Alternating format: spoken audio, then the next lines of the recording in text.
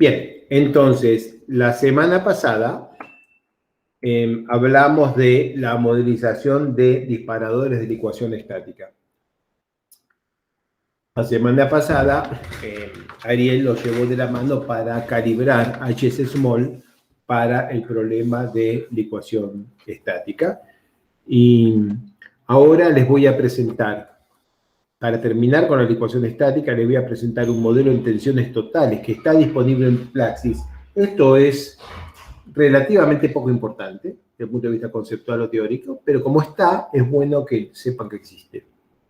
Y después les voy a presentar rápidamente dos problemas reales antes de pasar a introducir el tema de la licuación por acción cíclica. Y por ahí terminaremos hoy y veremos estos dos atroces modelos constitutivos el viernes que viene. Esto tendría que ser más o menos el plan. Muy bien.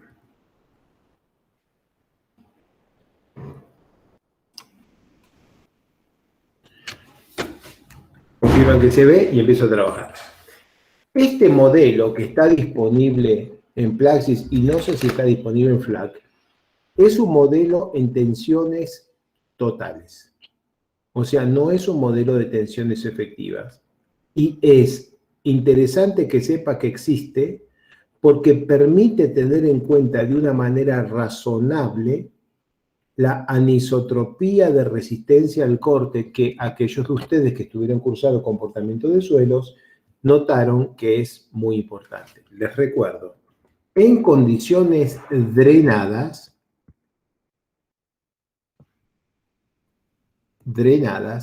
la falla se ocurre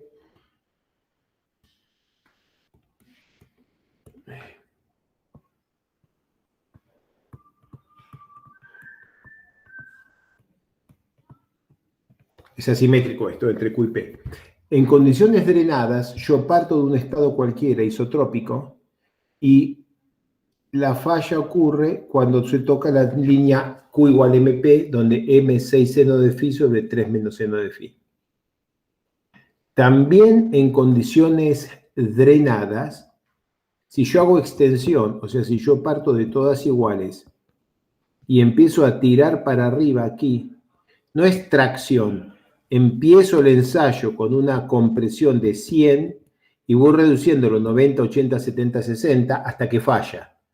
Siempre en compresión, pero reduzco la tensión vertical. La trayectoria es esta. Y falla acá.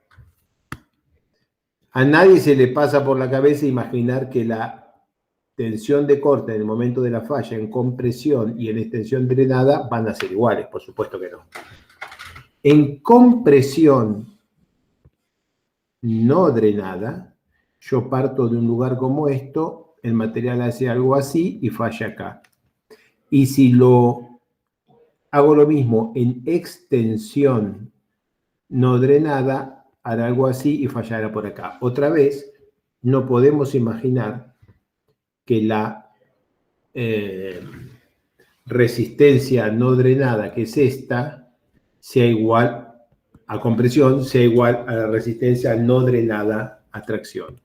La cosa se complica extraordinariamente más cuando estamos hablando de un material depositado naturalmente, por ejemplo, un terraplén y ahora un cuadradito de suelo debajo de un terraplén infinito.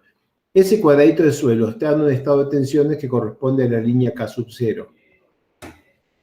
Entonces, cuando empiezo un ensayo de un material que empieza en K sub 0 y hago una trayectoria drenada, va a ser esto, no hay nada que discutir. Y no drenada, pues va a ser esto. Ok.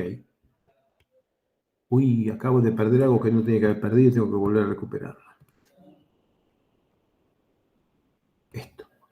Bueno, pero cuando hago un ensayo no drenado partiendo de K sub 0, los criterios de formación de la policía tengo una combinación de comportamiento no solo de resistencia, sino de rigidez, y la cosa me da más o menos así.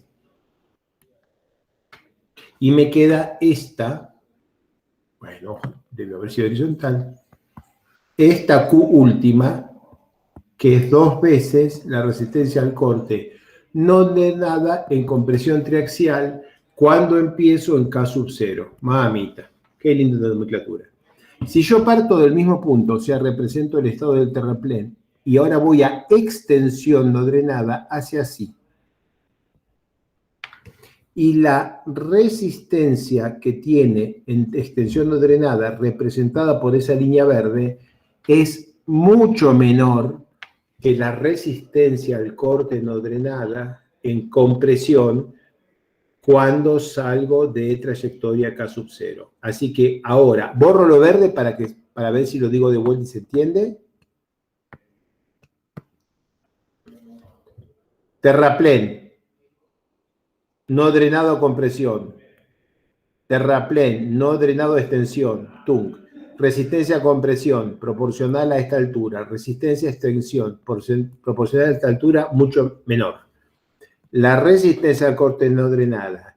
Si primero consolido con K sub 0, compresión edométrica como en un terraplén, esa resistencia a compresión no drenada da muy diferente en extensión que en compresión. Entonces, esto es un tema muy conocido y eso hace que cuando uno tenga que resolver, por ejemplo, un terraplén o una presa sobre un material como una arcilla que va a tener un comportamiento no drenado, uno deba elegir una resistencia al corte no drenada en compresión plana, resistencia al corte no drenada en corte simple directo y resistencia al corte no drenada en extensión plana, y las tres son diferentes.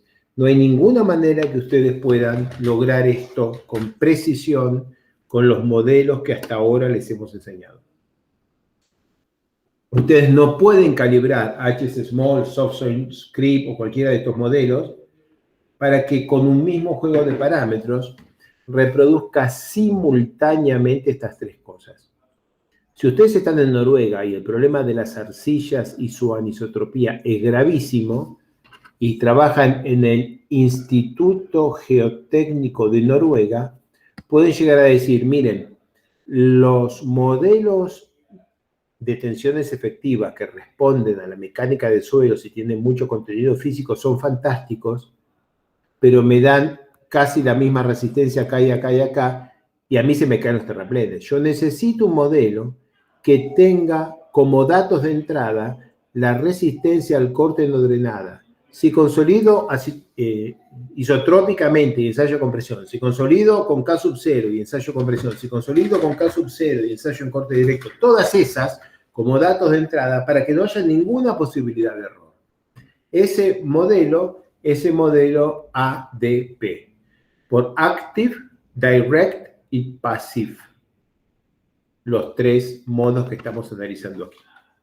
Claro, para poder imponerle resistencia al corte no drenada diferente en todas estas direcciones, aparece un conjunto de parámetros de entrada grande. Y de eso vamos a hablar ahora.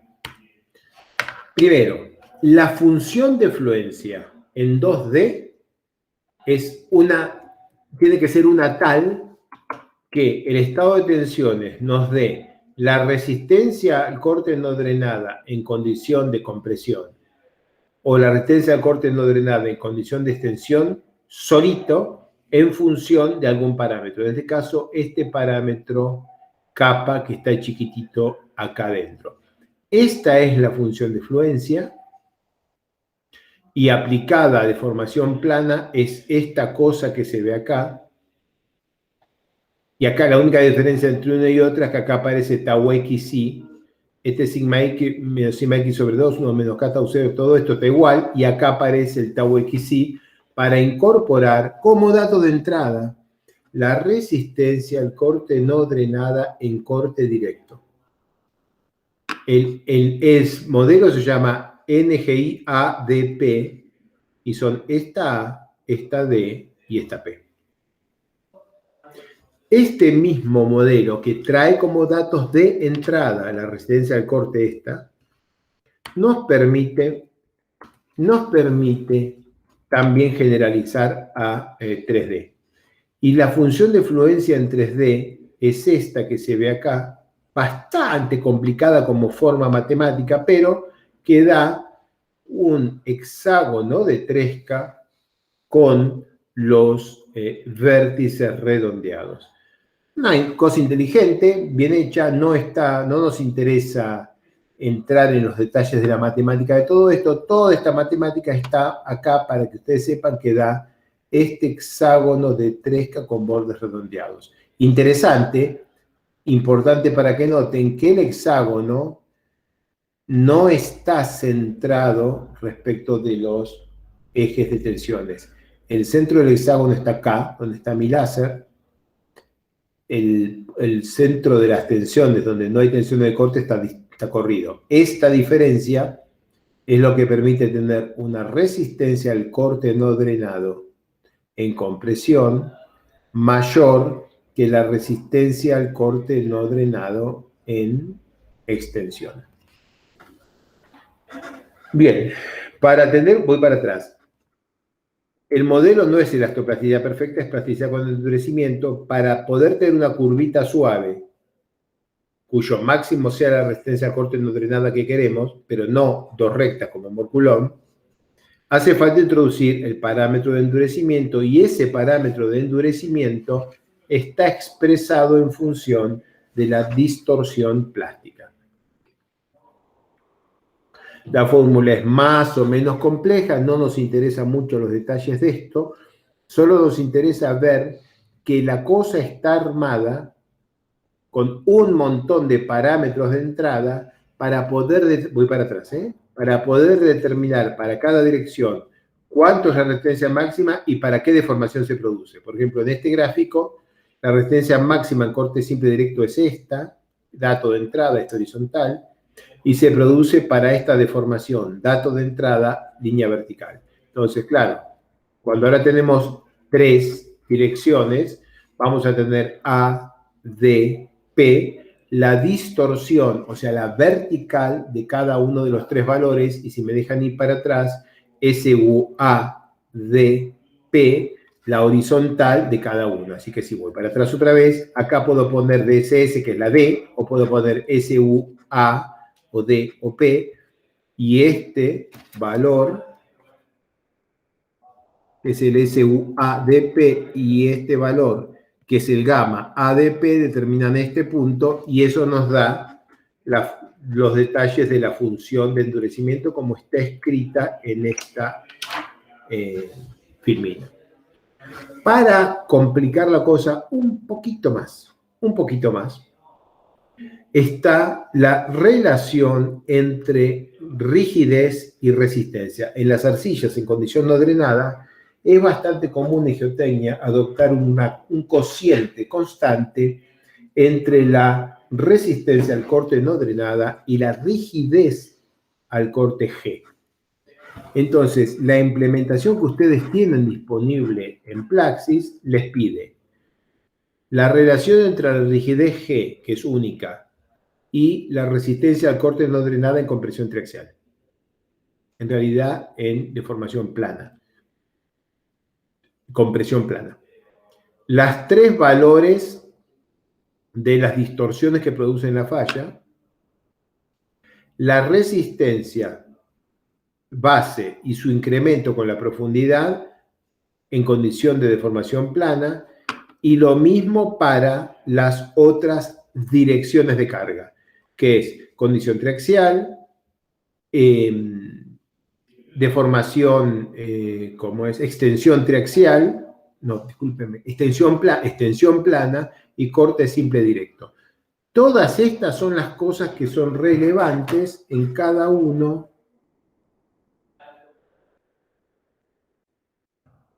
de los 3 puntos. A, D, P, y este es el terraplén que estamos analizando. Entonces, A, D, P, muchas veces, esto es el A, este es el D, este es el P, y esto es compresión triaxial. Bueno, ahí termina, no hablemos más de esto, que no tiene más valor, no hace falta hacer ejercicios ni nada por el estilo, solo para que sepan que existe. Si algún día tienen que calcular algún modelo de algún problema en el cual la resistencia al corte no drenada no pueden errarle, tiene que estar perfecta, ahí está disponible el modelo ADP, que permite incluir esta, de una manera relativamente simple desde el punto de vista del usuario, permite imponer la anisotropía en resistencia al corte no drenada. Una evolución, ¿sí? Pregunta mía personal. O Dale. sea, ¿esto nació como una función de fluencia 2D que después llevaron al 3D? Básicamente, el único problema que la gente obsesiona es este, strain. No hay ninguna pretensión de que NGI funcione bien en problemas realmente tridimensionales. Claro, pero la presión, la tensión fuera del plano. La presión y la tensión fuera del plano no influyen en ningún lado porque al ser un modelo de tensiones totales, ni Bien. lo ves. Bien, perfecto. Y después asumo que esto tiene una regla de flujo y otras cosas que no estás explicando. Claro, sí, por supuesto. Esto es plasticidad diatórica asociativa, todo es a volumen constante y nada, asociatividad plástica y nada más. Bien. ¿Por qué harías otra cosa en esta cosa? Un 3K. Te estoy vendiendo un 3K, o sea, te estoy vendiendo caro como si fuera bueno un 3K, que es lo único grande acá es que con una fórmula más o menos inteligente lo corrieron del cero y redondearon los bordes para no tener problemas numéricos. Y ya, eso es todo. No hay más que eso. Bien, fíjate que hasta qué punto tiene parámetros que le tienes que poner la resistencia y su deformación asociada. Son 6 números para eso. O sea, no hay ninguna física detrás de esto. Pero, por no tener ninguna física, a veces cuando lo que haces, lo que querés hacer es casi equilibrio límite. O sea, ¿cuánto me da con estos números? Sin que, estando seguro que el programa no hace ninguna cosa que yo no me dé cuenta, es útil tenerlo.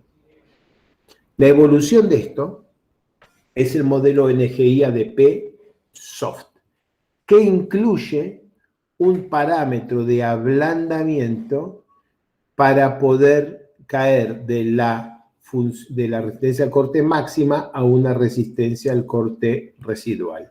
Este caso 1 ya lo habíamos hablado, es un parámetro de endurecimiento, y caso 2 es un parámetro de ablandamiento que está escrito acá.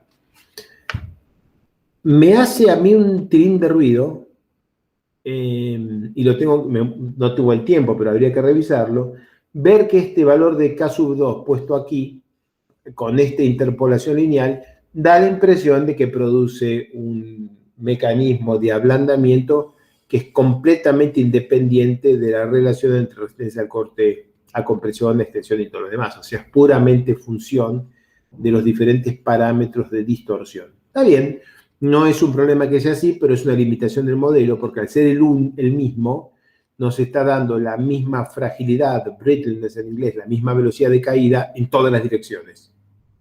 Cuando en realidad, cuando vos consolidás isotrópicamente y ensayás al corte no drenado con presión, tenés un ablandamiento mucho más veloz que si ensayás, que si consolidás isotrópicamente y tenés un corte no drenado a extensión. Muchas palabras, muchas palabras. Consolido isotrópicamente, ensayo así y falla, o consolido isotrópicamente e ensayo así. El primero va a dar así y el otro va a dar así. No dan igual. Entonces, lo que yo estoy notando de esta formulación es que ambas caen a la misma velocidad. Comparado con las demás limitaciones del modelo, esta puede no ser importante, pero es importante que la tengan en cuenta. Bien, esto genera más parámetros y refiere a la velocidad de ablandamiento, parámetros de forma de todo tipo para elegir la velocidad con la que ablandan, pero ablandan todas juntas. Y acá tienen un ejemplo de una calibración en un ensayo triaxial. Estos son los parámetros de ADP Soft. Son un número relativamente interesante de parámetros.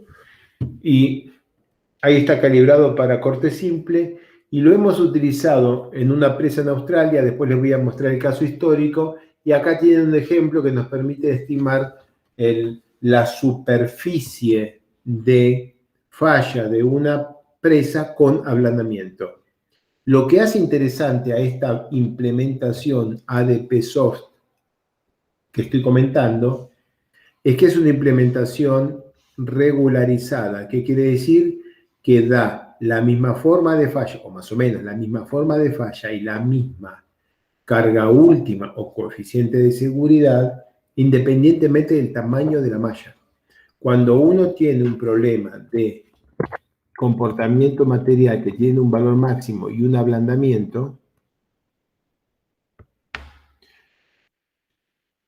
esto siempre lleva a una respuesta dependiente de la malla. Hay que hacer matemática adicional, que no voy a explicar ahora, pero voy a explicar más adelante, hay que hacer formulaciones más complejas para poder lograr una curva que tenga una rama de ablandamiento como esta y que no dé una respuesta dependiente de la malla. El modelo NGI-ADP, que no tiene ablandamiento, que está disponible en Plaxis, que no tiene ablandamiento, no tiene este problema. Pero este modelo, que fue hecho por NGI y que es un modelo de usuario que no está disponible públicamente, este modelo tiene ablandamiento y como tal tiene dependencia de la malla, pero en este caso, en esta implementación de NGI-ADP Soft, esa dependencia de la malla ha sido resuelta con técnicas numéricas a las que no voy a entrar hoy. Dígame cuánto se entendió y si no pasamos a los siguientes temas. ¿Alguna consulta? En el chat no tenemos ninguna.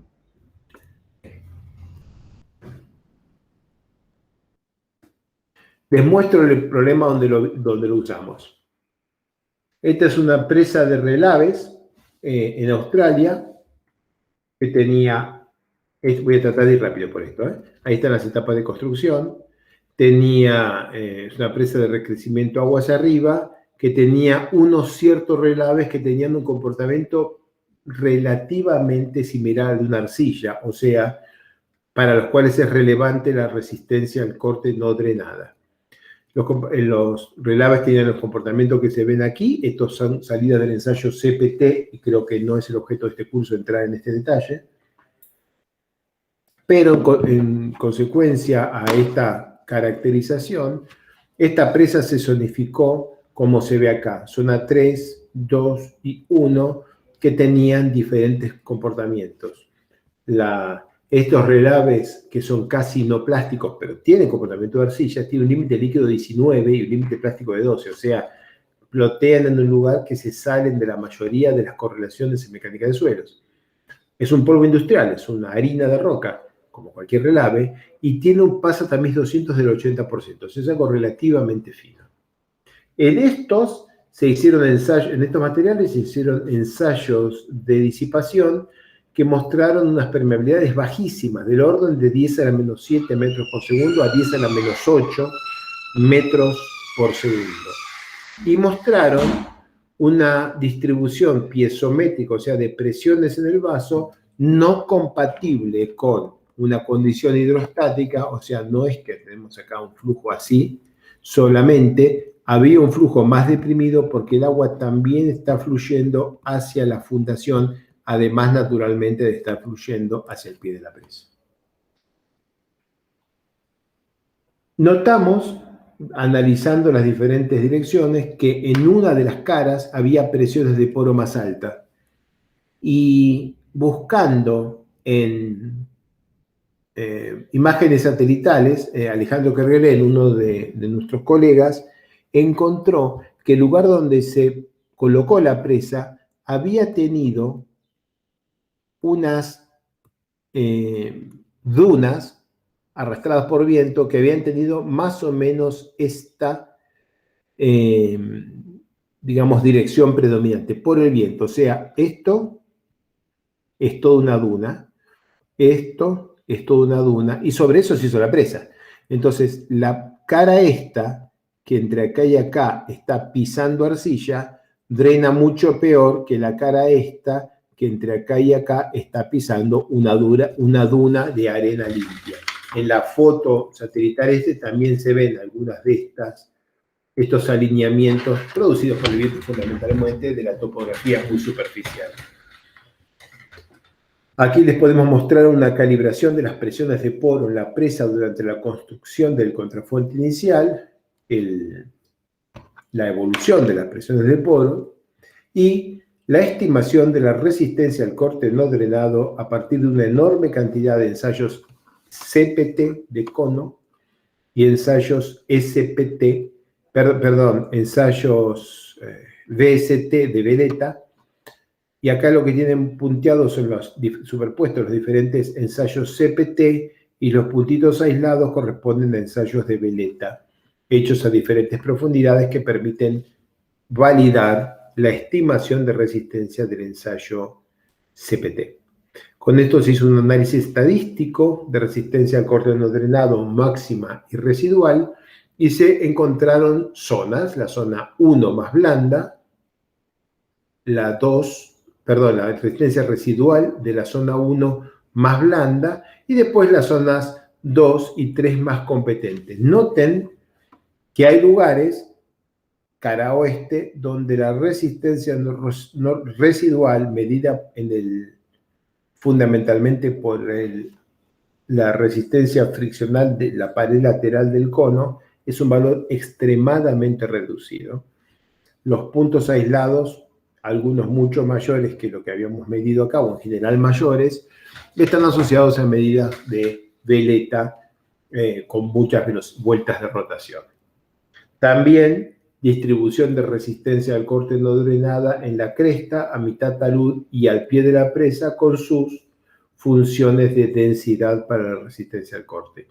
Claramente, esto nos está indicando que la presa no es homogénea, o sea que las diferentes caras no son iguales, que más cerca o más lejos del talud la respuesta no es la misma, y que tampoco es la misma la respuesta en la cresta a media altura que en el pie de la presa. Por eso, ¿qué tenemos que hacer? Usar un modelo o hacer una modelación constitutiva que razonablemente describa la anisotropía resistente, compresión triaxial, corte simple o tensión triaxial, ADP, del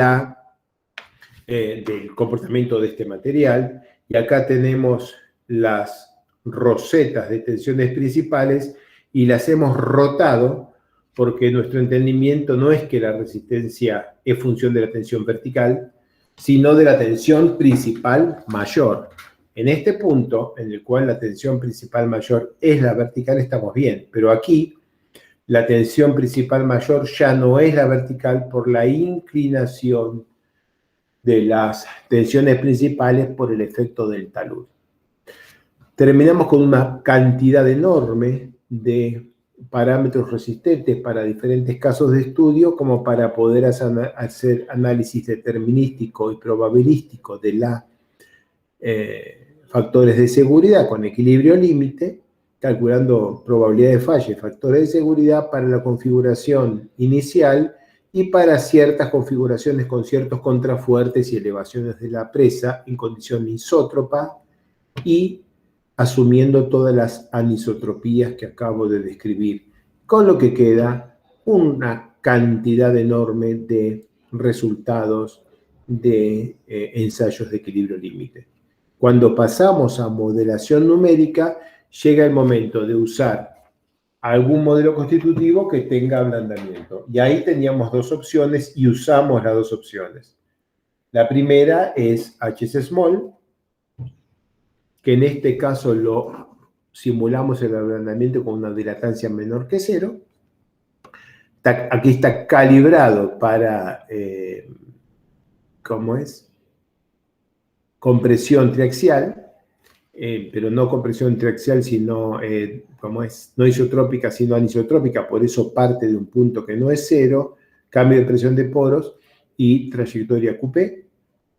Bueno, está calibrado para y una resistencia predicha, tau gamma, para ensayos de corte directo. Es importante que vean que las líneas de colores corresponden a ensayos reales. No son calibraciones del modelo, son ensayos reales. Voy para atrás. Las líneas de colores son ensayos reales. La línea punteada negra es la calibración del modelo. Noten que para que el incremento de presión de poros dé razonable, la resistencia máxima en compresión tuvo que ser penalizada. Si no, no le podíamos pegar a la rama de ablandamiento. Y después, la misma resistencia a compresión que estaba penalizada en compresión triaxial, no es penalizada, sino que bastante realista y está un poquito alta en corte directo. Es interesante ver que en un modelo de plasticidad isotrópica como HS Small, no es posible calibrar simultáneamente con precisión el comportamiento en compresión triaxial, corte directo. Tenés que elegir un compromiso a cuál de los dos te querés parecer más y el otro va a tener un cierto apartamiento. Para este problema calculamos escenarios.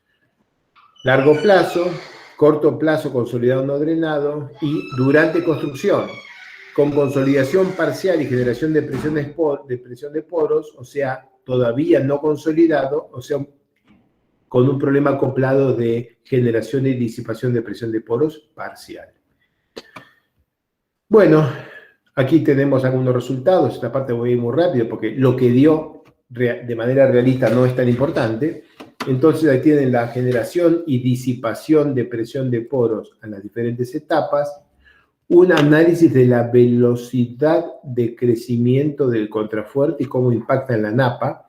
Entonces, si ustedes crecen hacen este contrafuerte grande que está acá adelante, lo hacen a 2 metros por semana, hay una distribución de presión de poros. Si lo hacen a 10 metros, si suben 10 metros por semana, como esto tenía 30 metros, quiere decir que en 3 semanas lo terminan a este contrafuerte, otra distribución. Y si en el modelo lo hacemos subir rápidamente, no drenado, otra distribución de presión de poros, van a notar que las diferencias no son muy importantes en este caso. Analizamos los factores de seguridad numéricos para cada una de las posiciones y como es típico, drenado va dando un valor enorme y cuando haces los consolidando drenado y durante construcción puede dar valores menores. En este caso, con cualquiera de estos dos contrafuertes, daba unos resultados importantes, unos factores de seguridad importantes que eran muy seguros. Haciendo la reducción de parámetros resistentes por HS Small, noten que con FIWAL 30 nos dio 1.30 de factor de seguridad. Con FI 29 da 1.35, con FI 28 da 1.40 y con FI de 26 da 1.50. No sé este asunto cuánto les significa, pero salgo con un FI de 30, que el FI original es 37, el SSR es 1.30, FI baja 30, no vio nada.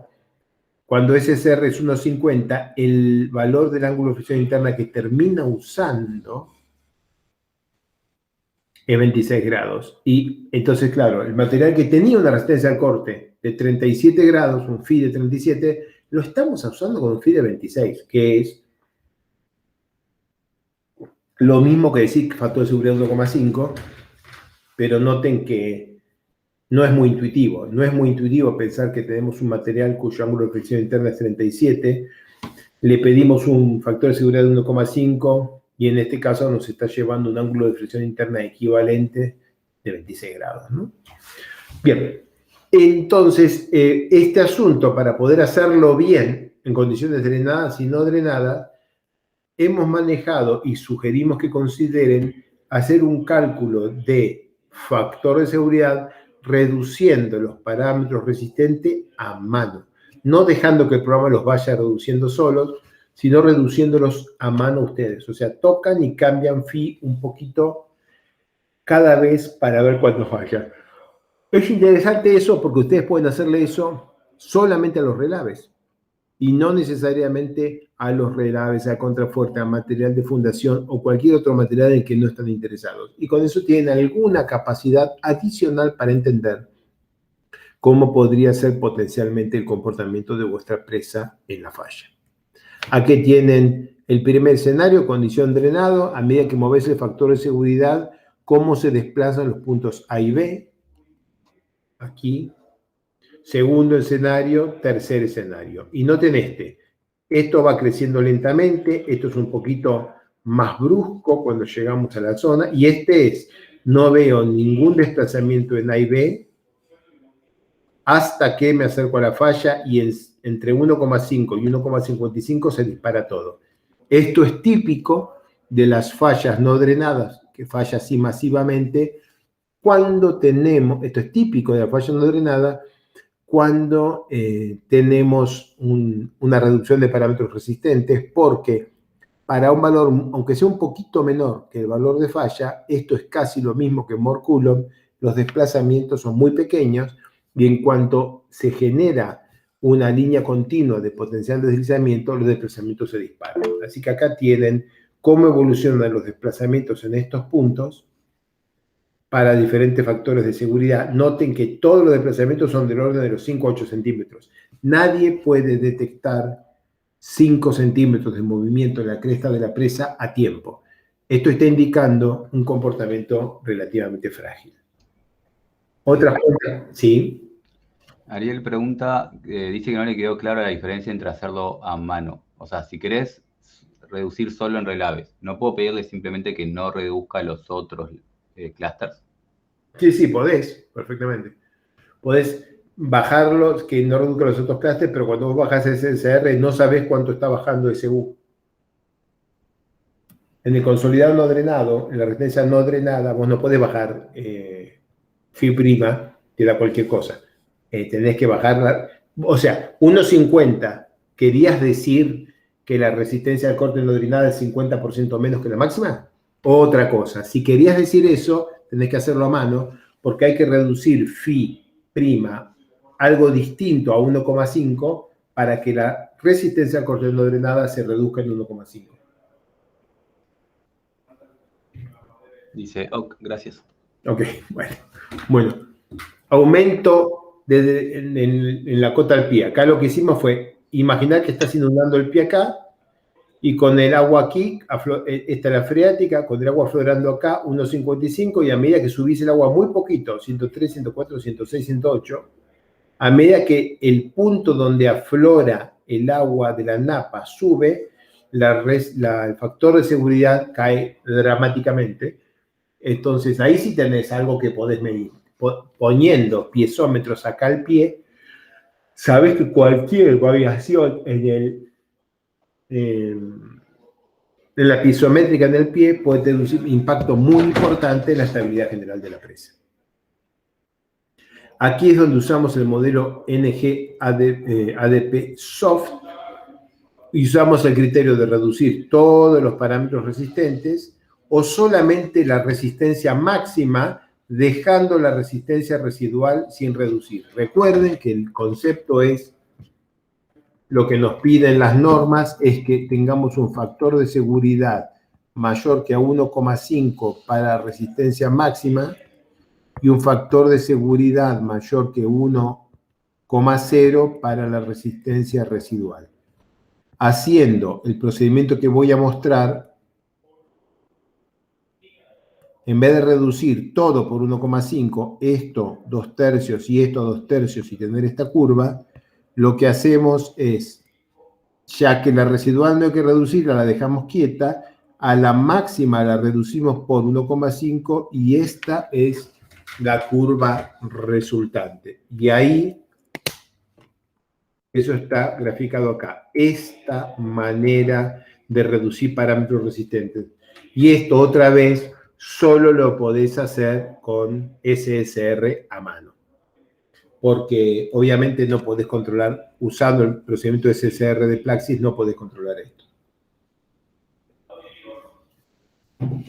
Al menos, Ariel y Felipe, que usemos un modelo constitutivo propio, porque el valor de SSR entra en el vector de datos de entrada y hacemos con él lo que nos parezca conveniente y podemos reproducir esto sin ningún problema si usamos un modelo constitutivo propio.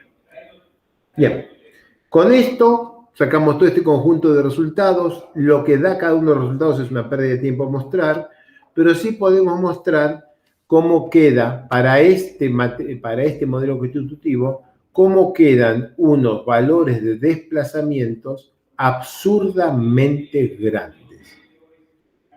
Y estos desplazamientos absurdamente grandes están asociados a una rigidez al corte constante para una presa de 30 metros de altura o una rigidez al corte linealmente creciente con la profundidad para una presa de 30 metros de altura, y es típico. Las deformaciones que se calculan con modelos de tensiones totales no sirven, no las usen. Úsenlo para equilibrio límite, para calcular resistencia, tensiones versus resistencia y factor de seguridad. Ok. Desplazamientos, deformaciones, posición deformada, no con modelos de tensiones totales, porque los modelos de tensiones totales ignoran los elementos más centrales del comportamiento de los materiales granulares, como que la tensión, perdón, que la resistencia y la rigidez son función de la presión de confinamiento. Los modelos de tensiones totales no tienen eso y se terminó, y no hay ninguna esperanza de que tengan capacidad predictiva. ¿Podríamos escribir algo suficientemente complejo como para que estén tensiones efectivas para la rigidez y tensiones totales para la resistencia? Sí, se ha hecho. Ha tenido en el pasado algunos casos muy sonoros de fallas asociados. Cuando en Geometría Numérica 1 hablábamos del no drenado método A, B y C, hace mucho tiempo ya, lo reconozco, nos referíamos a ese hecho. Bueno, con este modelo NGI ADP-Soft terminamos calculando, esto es lo mismo que les mostré recién, para el modelo de falla. Cuando les describí NGI ADP-Soft era exactamente esta misma filmina, y estas son los desplazamientos estimados en estas dos posiciones. Noten, por favor, que esta magnitud de desplazamiento está asociada a un modelo de rigidez constante y, por lo tanto, sirve cualitativamente, pero probablemente no tenga ninguna capacidad predictiva en cuanto al valor cuantitativo. No podemos seriamente decir que se tiene que mover 1 metro esto antes de que falle. Simplemente no puede ser que esto se mueva 1 metro antes de que falle, cuando en los modelos de tensiones efectivas el mismo problema nos da 8, 10 o 12 centímetros de desplazamiento antes de que se iniciara la falla. Bueno, esta fue una presa de relaves en Australia. No sé si hay alguna consulta o me voy a mostrarles otro problemita similar.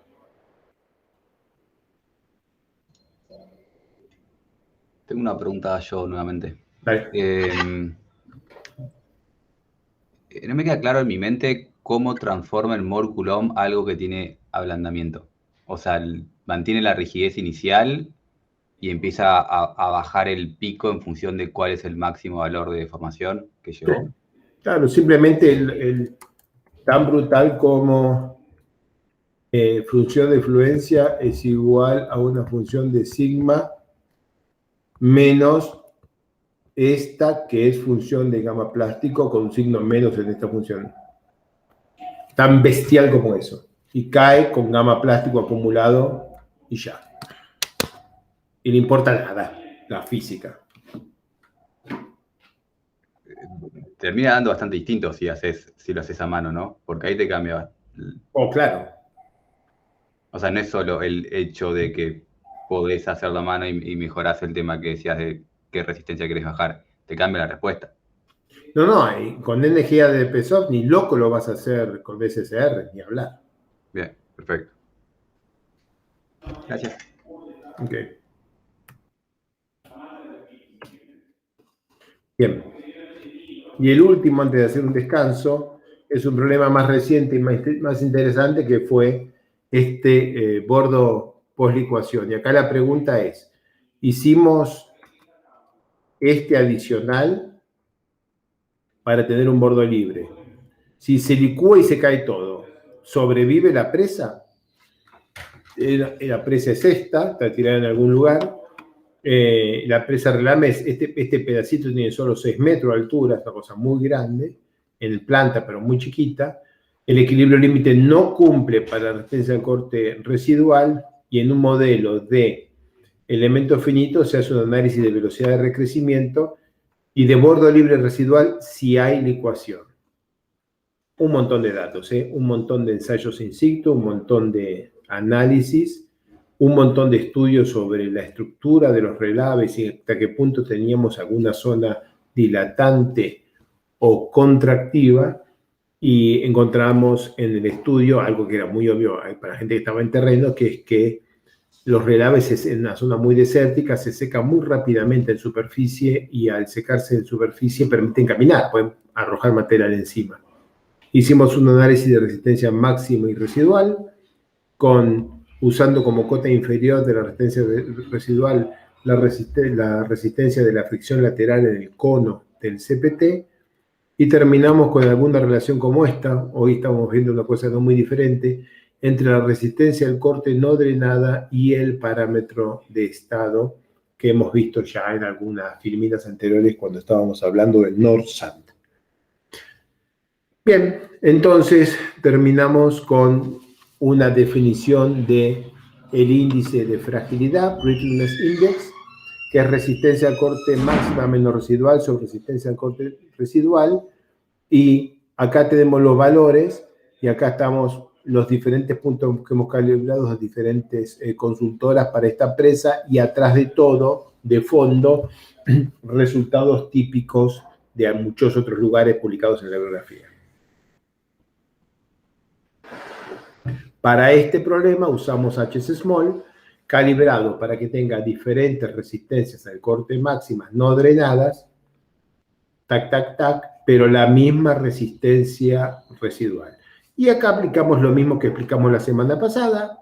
Hacemos una etapa de construcción y recrecimiento drenado, pasamos a no drenado y hacemos los análisis de disparadores. Como en este caso queríamos ver la licuación de la última elevación, la discusión se concentraba en cómo hacíamos para las diferentes alternativas, digamos, déjenme para atrás, para las diferentes opciones que estamos manejando para los materiales, cómo analizábamos la falla de este terraplén que había aquí arriba de todo en función de la velocidad con la que se construía. Entonces aquí tienen una malla, y como no teníamos otra herramienta más que Plaxis con pequeñas deformaciones, hicimos un primer análisis, vimos la forma de falla y a partir de él introdujimos en la malla varias líneas. De manera que usando Updated Mesh, malla actualizada, y Updated Water Table, porque lo que se va hundiendo pasa de estar saturado marrón a sumergido acá abajo. Eso solo se logra si actualizamos la posición de la mesh del agua freática respecto de los nodos, Updated Mesh, Updated Water Table. Y bueno, vas tirando acá, y la siguiente cosa que te queda hacer es imaginar, bueno, esto se me cae, lo pierdo, ¿qué me queda? Entonces tenés una secuencia de desplazamientos totales y como no tenemos otra herramienta mejor y esta es muy burda, asumimos que la parte que falló desaparece y entonces terminamos con mallas que tienen esta pinta e imaginamos cómo se va cayendo. Entonces, se cae esto primero, lo desaparezco y voy tirando abajo voy para atrás, los diferentes triangulitos aquí, hasta que se queda quieto. Y cuando se queda quieto, esta geometría final nos indica cuánto es el bordo libre que nos queda después de este análisis. Y así que la pérdida de bordo libre, la cuentita terminó dando 50 centímetros, el bordo libre mediándose 1,5 metros, 2, lo que quedaba era suficiente. Es un análisis bastante burdo, bastante simplificado, pero que permite hacer una estimación de si el bordo libre que pongo fallara por licuación, lo que me queda todavía es suficiente para no derramar relaves. Esa es la pregunta, y esa fue la manera en que elegimos contestarla cuando hicimos este problema. No sé si tiene algún comentario respecto de esto. Ariel había preguntado si el brittleness no está asociado con el nivel de deformación también.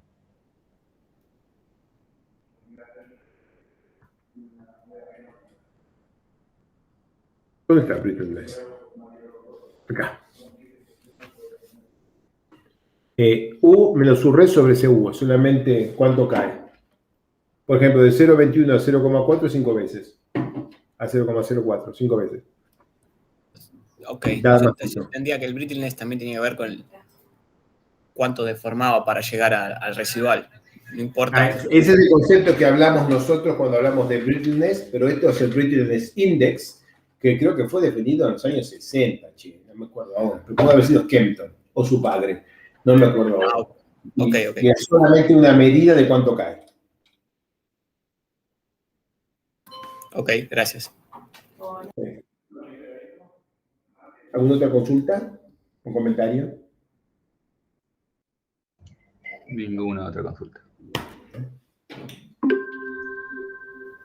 Continuamos entonces con la segunda parte. Cuando quieras, Alejo. Claro. Aquí vamos a describir brevemente cuál es el problema que se nos presenta en los suelos cuando los sometemos a carga cíclica. Y la verdad es que lo primero que debo hacer es dibujar algo. Antes de empezar a mostrar, es dibujar algo. Entonces yo tengo una... No quiso. A ver ahora, tengo una probeta. Y empiezo a poner una presión de cámara, la misma, en todas direcciones. Y a partir de esta presión de cámara, le agrego y le quito con un pistón que ejerce una carga P sobre un área A, le quito una fracción de lo que vale sigma 3. Entonces, puedo empezar con sigma 3 igual 100 y a partir de allí puedo poner una fuerza hacia abajo y hacia arriba de, no sé, 20. Con lo que esta sigma vertical va a pasar 120 en su momento máximo y 80 en el mínimo, pero siempre con presión. Miren cómo es. Tengo la tapa. En la tapa está actuando la presión de cámara en toda la cara y en un punto hago un poquito de fuerza para arriba, pero menor que la presión de cámara multiplicada por el área de la tapa. Eso hace que la presión acá se reduzca un poco, pero no llega a ser tracción. No nos confundimos, cuando hablamos de carga cíclica, no estamos hablando de tracción y compresión, sino mayor y menor compresión a partir de un valor de tensión media de compresión que, por supuesto, mantiene todo el material siempre comprimido. Los suelos no resisten tensiones de tracción. Y lo que sigue es un videíto producido por Tatsuoka hace ya 15 años, algo así.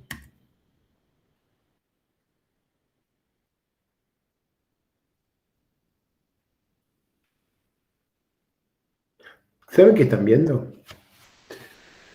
Estamos viendo una pecera llena de arena bajo el agua y un cajón lleno de aire que estaba metido dentro de la pecera.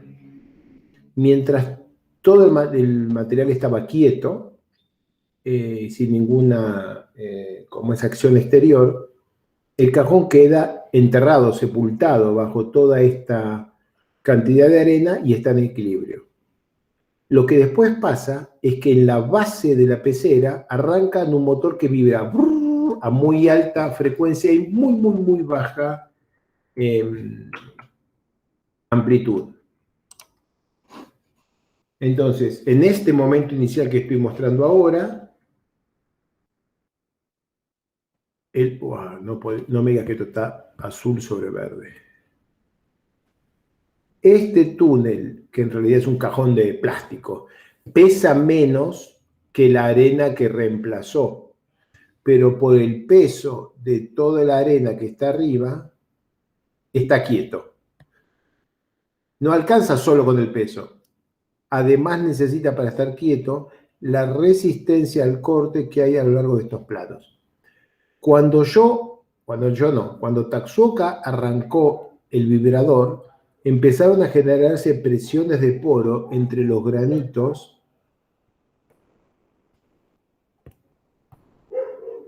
de todo el depósito de arena. La presión de poro fue creciendo. Esa presión de poro que creció redujo la resistencia al corte en estos planos verticales y como el hombre calibró bien el ejercicio para que le salga bien, el empuje de abajo hacia arriba de Arquímedes, de este cajón lleno de aire, que era mayor que el peso de la arena que tenía arriba, pero no mayor que el peso de arena más resistencia de las dos líneas verticales coloradas. Bueno, cuando aumentó la presión de poros, ese empuje de abajo hacia arriba llevó de abajo hacia arriba al cajoncito que apareció en superficie. Ahora, con todo eso dicho, lo vuelvo a replicar. Y lo único que permite que todo eso esté pasando es que las líneas coloradas que tenían una cierta resistencia al corte ahora tienen menos. Bien. Esto es una pequeña vibración en condición no drenada.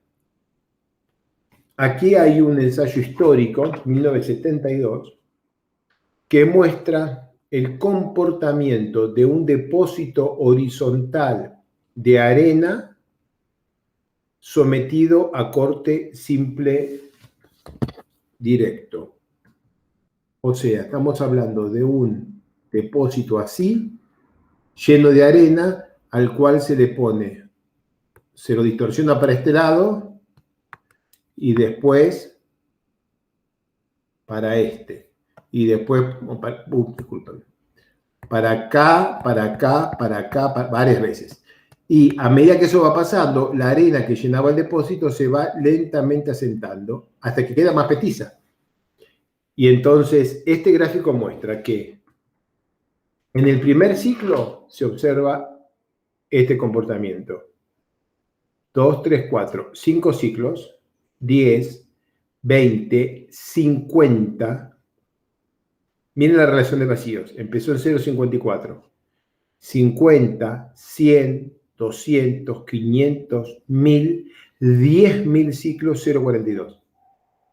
Esta relación de vacíos es menor que la relación de vacíos mínimo para esta arena.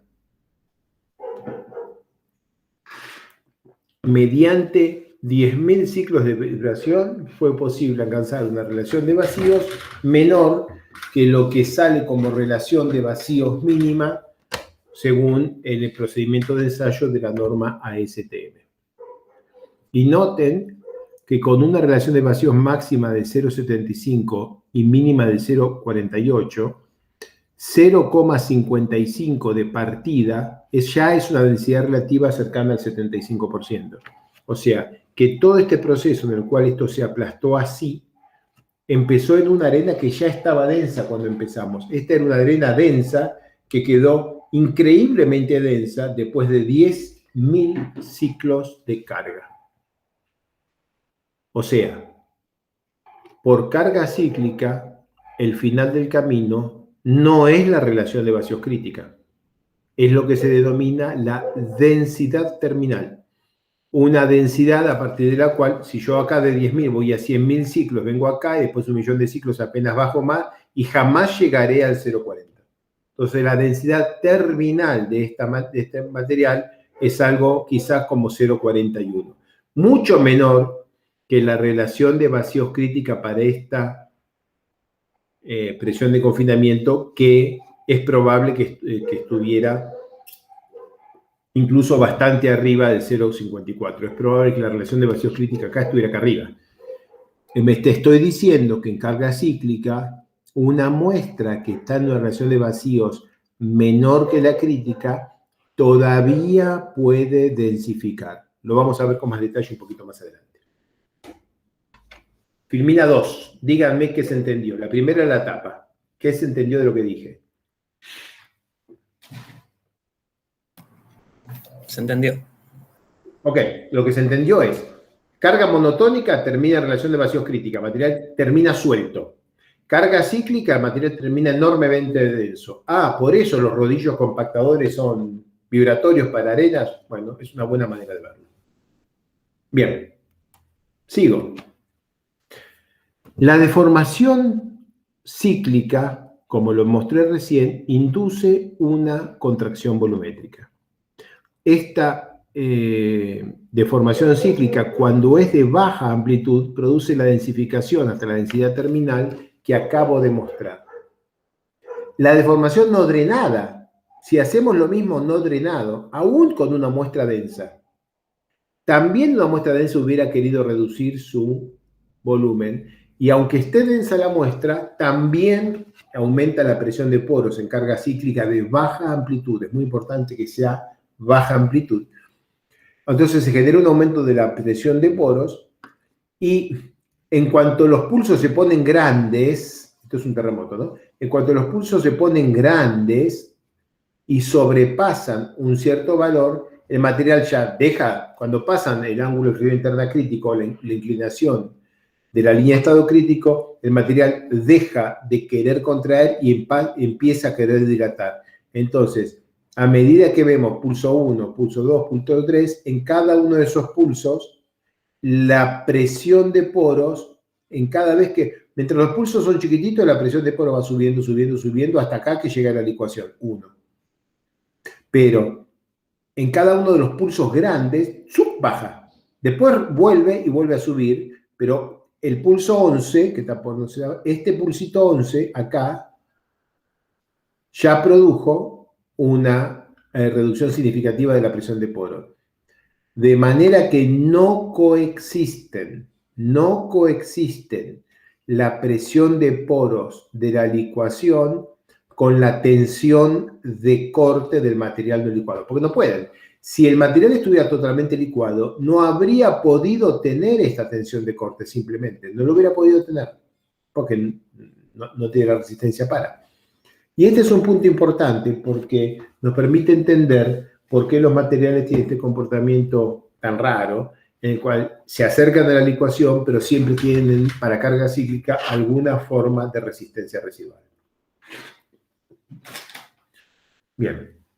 La explicación básica a todo esto vuelve a ser la teoría de tensión-dilatancia, y vamos a usar la más simple de las versiones, la teoría de tensión-dilatancia de Taylor, 1948. ¿Se acuerdan de ella, no? Porque la tengo que haber dicho N veces a lo largo de estos dos cursos de geotecnia numérica 1 y 2. Es la frase que decimos que el material resiste más porque dilata y no cuando dilata, y que establece una relación entre el cambio de volumen y la oblicuidad de las tensiones, la relación T sobre N o tau sobre sigma. El cambio de volumen es una constante menos la relación tau sobre sigma. Y eso lo ponemos acá. Esto es un gráfico del proyecto, ¿cómo se llamaba? VELAX. Este es un gráfico del proyecto VELAX, Arumoldi 1995, me parece. Y en este gráfico está de ejemplo uno de los ensayos como es cíclicos de una muestra que tenía una cierta condición inicial. Partimos de este punto. Este punto tiene una presión efectiva media de 40 kilopascales y una tensión deviatórica no nula, como 5 kPa, poquito más que cero.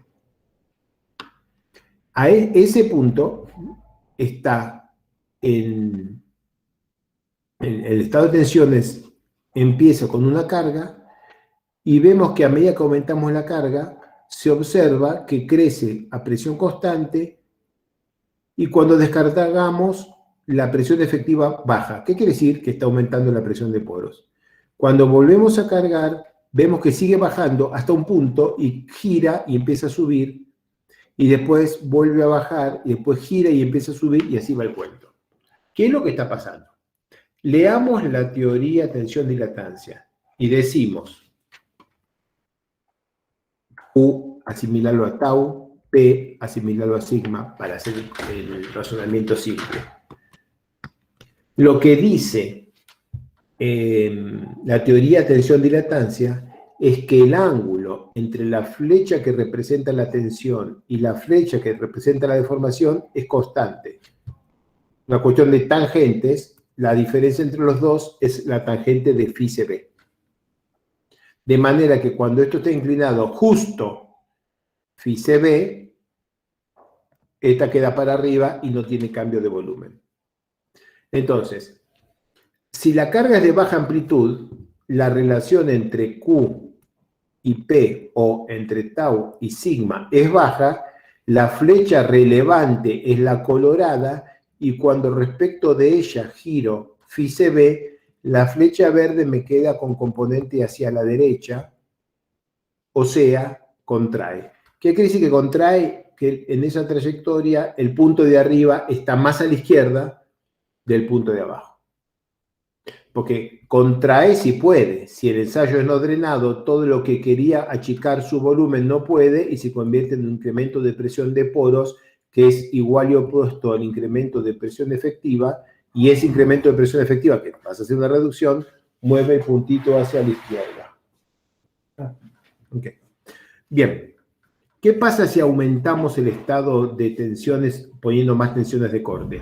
Si ahora el estado de tensiones es el relevante para el punto que estoy marcando aquí, corresponde a la flecha colorada esta. Si yo respecto de esta flecha colorada inclino phi CB, lo que sería ahora la flecha color azul, para que el azul muestre con azul, vemos que la flecha azul de este lado, por estar inclinado un número constante respecto de la flecha colorada que representa la tensión, la flecha azul ahora queda apuntando a la izquierda. ¿Ven que la flecha azul tiene componente para allá? Que la flecha azul tenga componente para allá significa que hay una expansión, o sea, dilatancia. Dilatancia sí puede, pero si estamos en condiciones no drenadas y el material no puede dilatar, como el delta epsilon volumétrico es igual a 0 y quería aumentar su volumen, lo que hace es reducir la presión de poro, lo que se traduce en este incremento de presión efectiva, de acá a acá, a este punto. Y en ese momento, ahora vamos a reducir vamos a dar vuelta a la carga y vamos a empezar a descargar, porque hemos llegado acá. Antes de hacerlo, quiero decirles, ¿ven este limpiaparabrisas, este semicírculo que puse acá rosadito? Ese semicírculo rosadito representa la modesta restricción del principio de la termodinámica, de la cual sigma por delta epsilon mayor que 0. Ustedes no pueden tener un incremento de deformación que haga trabajo negativo contra la presión. El producto de presión por incremento de deformación es el trabajo del sistema y no puede ser negativo. Entonces yo con este circulito, que es un limpiaparabrisas que se ve acá, estoy mostrando todas las posiciones que, no importa la ecuación constitutiva que vos empieces, todas las posiciones que puede tener la flecha colorada son esas, la flecha azul son esas. No puede apuntar para acá ni aunque quieras, porque si no tendría que sigma, que es el vector colorado, por delta epsilon, que es el vector azul, menor que 0, el producto escalar da menor que 0, y eso hace enojar a Clausius, a Carnot y a un montón de gente. Bien, entonces, para que no se enojen los próceres de la termodinámica, tenemos que respetar que el incremento de deformación como vector tenga, o en realidad como tensor de segundo orden, tenga producto interno positivo contra el estado actual de tensiones. En el bendito instante que yo cambio el signo de la carga y en vez de cargar, empiezo a descargar, en el bendito instante que llegué acá y empiezo a descargar, todavía la tensión es la misma, apenas empecé, pero por estar descargando, la deformación ahora va a apuntar para abajo. Y el hecho de que apunte para abajo significa que tiene que contraer, porque sigma por epsilon, por incremento de deformación, tiene que dar mayor que 0, de manera que estando acá, no tiene más remedio que irse como máximo a la otra punta del limpiaparabrisas, o quizás un poco menos, pero siempre va a tener componente hacia la derecha. Desde este estado y yendo en descarga, el pedazo de limpiaparabrisas que podemos ver es este y siempre va a haber contracción. ¿Qué es esto? Que yo arranco y veo que contrae. Llega a una oblicuidad determinada y dilata. Después contrae. Llega a una oblicuidad determinada y dilata. Después contrae. Llega a una oblicuidad determinada y dilata. Después contrae. Y cuando llega esto dilata y después contrae. Contrae mucho más de lo que dilata. ¿Está loco? ¿Está loco? No, no está loco. Falla. Y eso es lo que están viendo acá. Entonces, arranco. Contrae, dilata, contrae, contrae, contrae, contrae, contrae, contrae, dilata, contrae, contrae, contrae, porque acá no llegamos a ir tan lejos como para que dilate. Va aquí, dilata aquí, dilata aquí. Sí, dilatan estas poquitas, pero lo que contraen todas estas, muchachos, es suficiente para que saliendo de una presión efectiva alta, la presión de poros crezca hasta el punto de que encontremos la licuación. Entonces, la explicación termodinámica, esto yo no lo vi en ningún libro, tampoco digo, no estoy diciendo con eso que lo he inventado ni creado, pero digamos, es probable que sea muy groseramente simplificado y que alguna persona con un poquito más de formación diga, che, Alejo, estás explicándolo de una manera demasiado grosera. Pero creo que conceptualmente por aquí van los tiros. Y entonces, en cada carga hay contracción para baja amplitud y dilatación para alta. Por eso la vibración de baja amplitud hace el desastre que mostró Tatsuoka. En descarga siempre hay contracción. Entonces, como hay más contracción que expansión, porque cuando cargo, contrae, dilata, cuando descargo, contrae, contrae, después cargo de vuelta, contrae, dilata, y la palabra contrae aparece más seguido que la palabra dilata, y entonces va aumentando la presión de poros, va disminuyendo la presión efectiva, y podemos llegar a tener o licuación, si la muestra está muy suelta, con resistencia al corte casi cero o cero, o si la muestra es densa, podemos llegar a tener movilidad cíclica, que es que la muestra va y viene muchas veces, pero nunca llega al valor puramente cero. La muestra que se está viendo en pantalla tiene licuación, la muestra habría mostrado movilidad cíclica si hace así.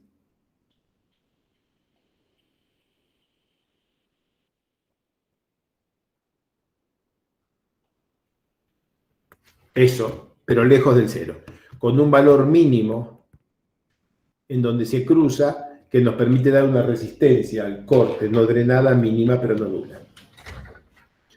Además de este fenómeno, tenemos la contracción inducida por la rotación del tensor de tensiones.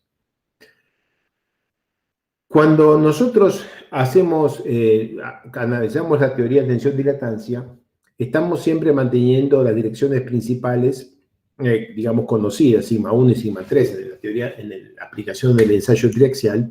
Y bueno, y nos sale una cuenta simple en la que los productos son todos productos escalares. Sigma 1 por epsilon 1 más sigma 2 por epsilon 2 y todo va muy fácil. Cuando hacemos rotación de tensiones, o sea, cuando las direcciones principales van girando, la dilatancia se reduce y se puede reducir dramáticamente. Miren este muy viejo resultado. Esto que se ve acá, entre cambio de volumen y distorsión, esta curvita es lo que te da la teoría de tensión-dilatancia de Taylor o de Rowe. Cuando no producir rotación de tensiones, o sea, cuando haces un ensayo monotónico. Ahora miren los resultados, cuánto cae, cuánto se achica el volumen cuando estás produciendo una rotación de tensiones. Incluso una leve rotación produce una reducción de volumen o incremento de presión de poros que puede ser muy significativa. Miren en este ejercicio de deformación volumétrica en función de cuánto giran las tensiones. No necesariamente que cambie sigma 1 y sigma 3 de valor, solo que rote ángulo. Y podés tener 4 o 5% de deformación de volumen si está drenada. Y si está no drenada, podés tener un significativo aumento de presión de poro que te puede llevar a la ecuación. O sea, puede ocurrir que en una muestra que tenga sigma 1 vertical y sigma 3 horizontal y esté bien, girar las tensiones con la misma sigma 1 y con la misma sigma 3, pero giradas 30 grados y la muestra te licuó. Son consecuencias del hecho de que estamos manejando materiales granulares muy sueltos, ¿no? Esto es algo que es posible y acá tienen algunos ejemplos de lo que estoy describiendo. La gente, cuando hacen experimental, o sea, cuando hacen laboratorio, es muy común que se quiera calibrar o que se calibre la cantidad de ciclos requeridos para la ecuación para diferentes densidades relativas, presiones de confinamiento y amplitud de los ciclos. Entonces yo puedo decir, arranco con una presión de confinamiento de 100 kPa y hago ciclos de más o menos 10. Densidad relativa 30%. ¿Cuántos ciclos necesito? 20. Lo guardo. Ahora densidad relativa es 40%. Antes eran 20. ¿Y ahora cuánto necesitas? 100. Ok. Densidad relativa la bajo a 20%. Todos los demás igual. ¿Cuántos ciclos necesito? 3. Ok. La cantidad de ciclos para producir algún mecanismo, licuación o lo que es muy común, una amplitud de 5% doble, que quiere decir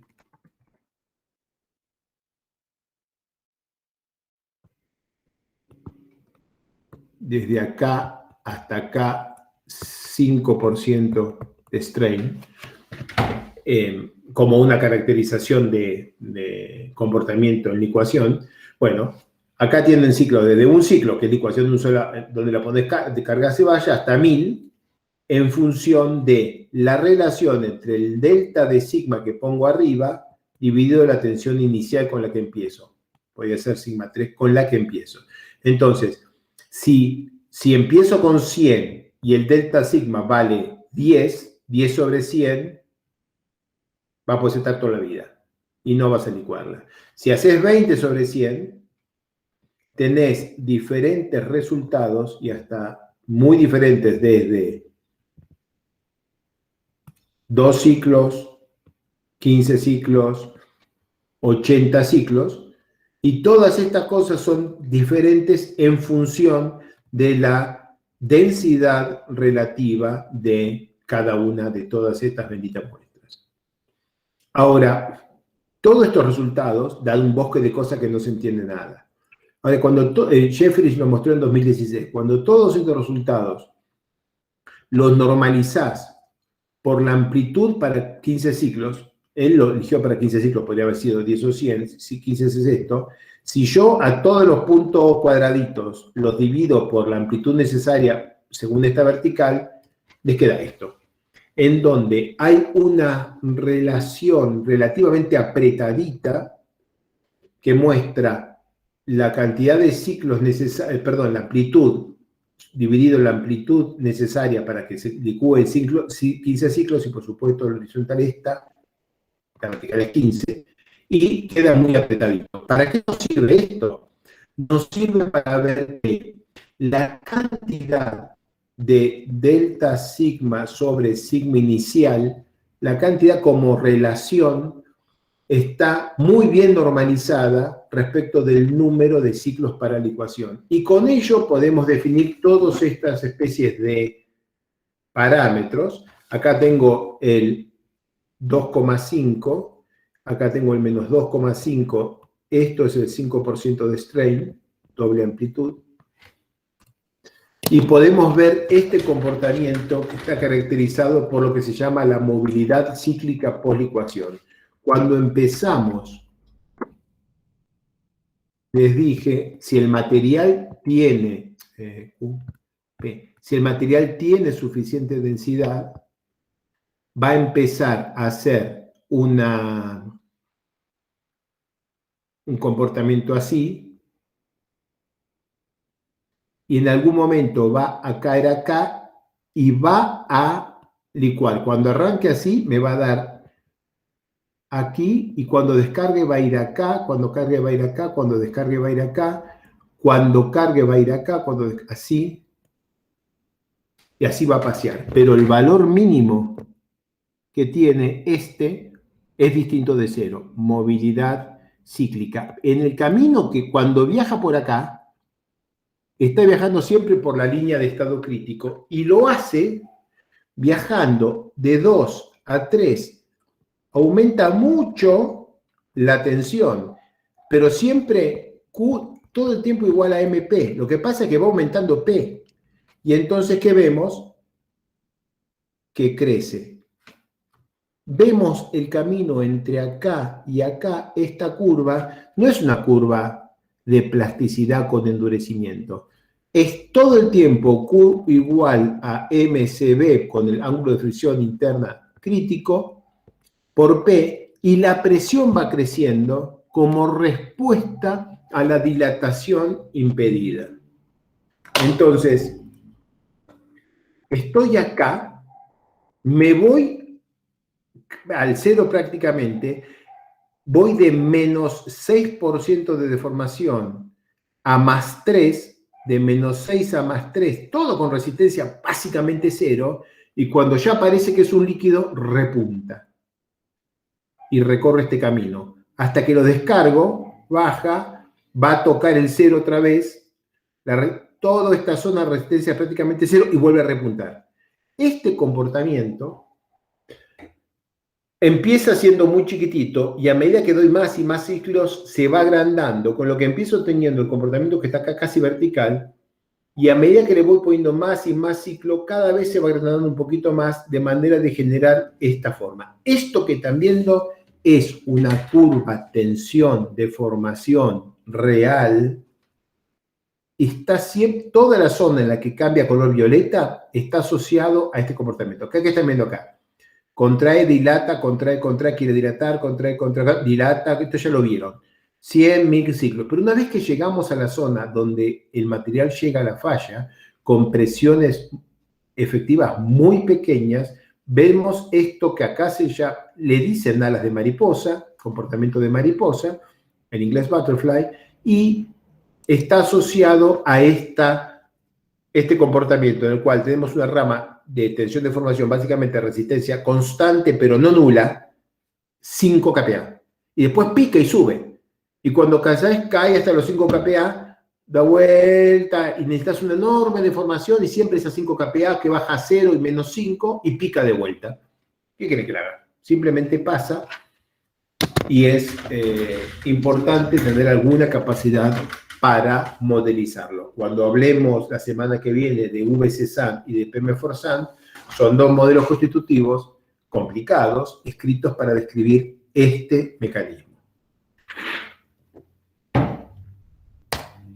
Bien, acá vamos a mostrar la poslicuación, o sea, después de que entre la licuación y empieza este movimiento de alas de mariposa, cómo va aumentando la deformación con los diferentes ciclos. Entonces, hay una cierta cantidad de ciclos hasta que se produce la licuación. Y a partir de ahí empieza a crecer monotónica cada vez más la amplitud, manteniendo constante la tensión, el delta de tensión, crece más y más y más la amplitud y se va ampliando, voy para atrás, se va ampliando esta rama horizontal, que es lo que está descrito en esta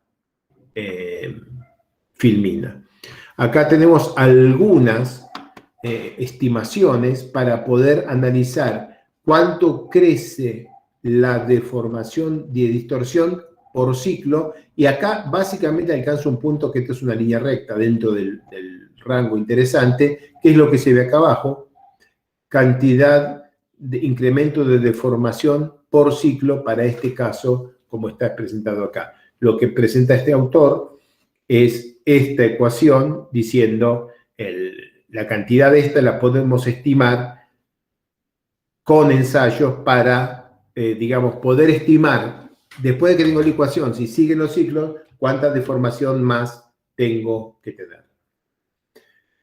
Esto, por supuesto, depende fuertísimamente de la densidad relativa. En una muestra muy suelta va a crecer brutalmente la deformación post-licuación, en una muestra muy densa va a ser mucho menor. Este mismo autor presenta esto, que es, en función de la densidad relativa, cuánto es el incremento de deformación post-ciclo. Y acá está, el rango es grande, pero por lo menos, si no podemos calibrar con ensayos propios para problemas propios, esto ya nos da una idea de que si la densidad relativa es, que yo, 60%, tenemos que estar esperando este rango de incremento de distorsión por ciclo. Y esto nos tendría que poder servir para calibrar nuestros modelos constitutivos para plasticidad cinemática, que vamos a ver en la próxima clase. Son las 7 menos 10, Felipe, da toda la impresión de que no vamos a hacer la consulta, simplemente vamos a pasar a la próxima clase, ¿no? Todavía me quedan 2 filminas. Bien, ¿qué es lo que podemos hacer de esto? ¿Hay consultas respecto a esto que vengo diciendo? Vengo hablando mucho y muy rápido. Nadie hizo ninguna consulta. Yo tengo una consulta que te quiero hacer al final para no interrumpirte, porque es de algo no tan directo. Dale. Bien. ¿Cuál es la capacidad predictiva que tenemos para modelación numérica? La respuesta es, para tensiones, bien, para deformaciones, mal. Estamos usando modelos constitutivos de deformaciones infinitesimales, de mecánica del continuo, para reproducir un fenómeno en el cual unos granitos que están en contacto y que tienen en el medio agua, observan cómo el agua aumenta su presión hasta que el agua que aumentó su presión es suficientemente grande como para separar a los granitos, y en el momento que separa los granitos, adivinen qué hace el agua. Hace lo que dice Arquímedes, se va para arriba. Entonces nos queda agua flotando, agua que se puede beber flotando en superficie, y los granitos en una posición un poquito más compacta, lo que se traduce en un asentamiento. Agua que estaba entre los granitos escapa a la superficie, lo que era un material homogéneo pasa a ser agua y suelo. Obviamente no lo vamos a reproducir con elementos finitos de 3, 6 o 15 nodos de mecánica del continuo. Acabamos de romper las dos fases y eso es una... no tenemos capacidad predictiva dentro de la geotecnia numérica expresada en términos de mecánica del continuo para predecir el fenómeno que acabo de describir.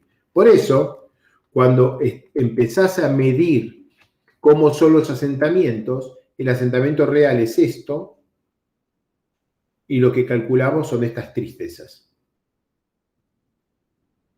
Entonces tenés el ensayo centrífugo, un programa buenísimo, otro programa buenísimo y otro programa fantástico, y los tres dan cualquier cosa. Entonces, si estamos prediciendo la ecuación, no tenemos ni la menor esperanza de predecir los asentamientos producidos por la ecuación, ni tampoco podemos predecir de la temperatura del agua en superficie. ¿Se dan cuenta? Está completamente afuera de nuestra capacidad predictiva. Se han hecho un montón de esfuerzos, una gigantesca cantidad de esfuerzos, y se puede sí predecir las respuestas mecánicas bastante bien, o sea, cómo se porta razonablemente la generación de presión de poros hasta la licuación, el estado de tensiones durante el fenómeno, pero la deformación volumétrica tiene dos componentes: el volumen que se achica y el agua que escapa, y se va, y no está más.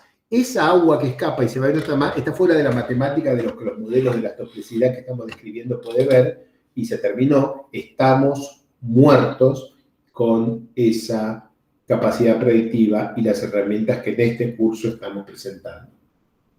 Esta fue la última filmina con un mensaje así como para el suicidio colectivo, y no sé qué tenías una pregunta o un comentario, Felipe. Sí, bien, creo que más o menos diapositiva 10, 9, cuando hablabas de rotación de tensiones, esos gráficos parecían ser gráficos experimentales. Sí. ¿Cómo hacen experimentalmente esto? ¿Qué están haciendo ahí? Mira,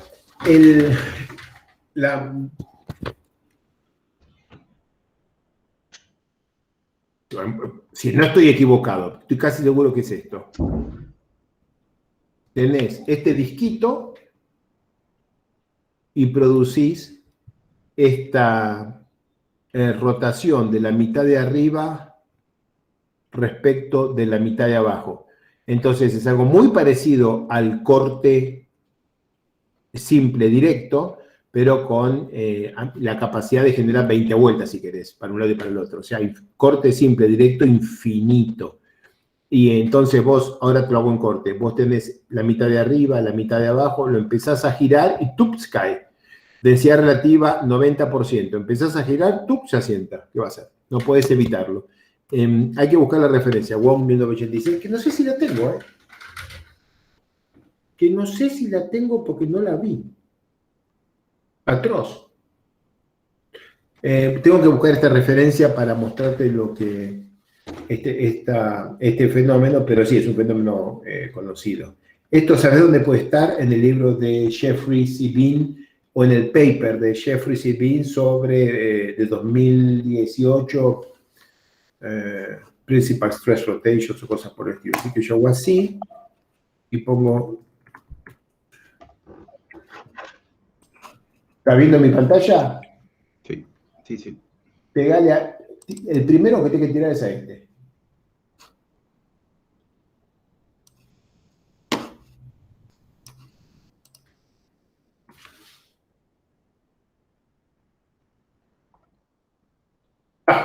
Listo, gol. Ahí lo tenés.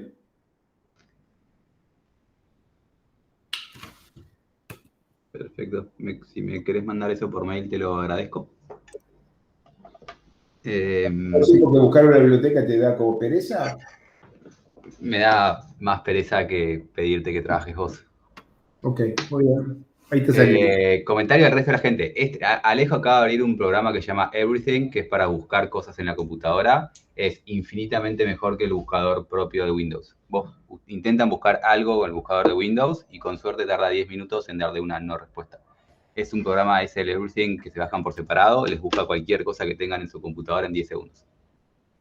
Nada que ver con geometría numérica, pero mucho más útil para su vida. Que es absolutamente que la geometría numérica, por orden de magnitud. ¿Hay alguna otra consulta o terminamos la clase? ¿O querés que dé todavía PM forzada a las 7 minutos? No, sí, esta clase me parece que fue bastante pesada para continuar. Ok. Gracias por lo de pesada. ¿Podrías agregar aburrida? No, aburrida no, es difícil nomás. Igual Ángel levantó la mano. Ángel. Dale. Buenas tardes a todos. Dale. Alejo, en la última Ferimina dijiste, bueno, las limitaciones que tenemos con elementos finitos para describir este fenómeno. Y por otros métodos numéricos, partículas finitas. Sí, no tengo la experiencia. Sin duda, SPH o incluso DEM, Discrete Element Method, tendría que poder hacer algo. Hay que tener, imagínate Discrete Element Method y ahora las bolitas están en contacto con el resortecito y ahora se separan físicamente, el agua se escapa y se vuelven a tocar. Me gustaría verlo al que lo haga, pero en principio, teóricamente, tienen las distinción entre bolita y fluido está, de manera que no sería imposible tener una segregación. Ojo, estoy hablando con mi opinión de geotécnico de la práctica, no están hablando con el super investigador que se pasa el día revisando en qué está la cosa, ¿no? Pero por lo menos para todos los efectos prácticos, a ver, hay un terremoto en San Juan, ¿cuánto se va a sentar? No tenemos ni idea. Por eso hay que seguir usando los métodos simplificados, esto, delta, gamma, poslicuación y todo esto, porque no tenemos capacidad predictiva con moderación numérica todavía. Con moderación numérica práctica, Abacus, Plaxis, FLAC, ANSYS. Que yo sepa, no tenemos esta capacidad todavía. Perfecto, Alejo. Muchas gracias. Vamos. Bueno, gente. Buscamos acá, dejamos de compartir. Y nos vemos viernes que viene. Perfecto. Buen fin de para todos.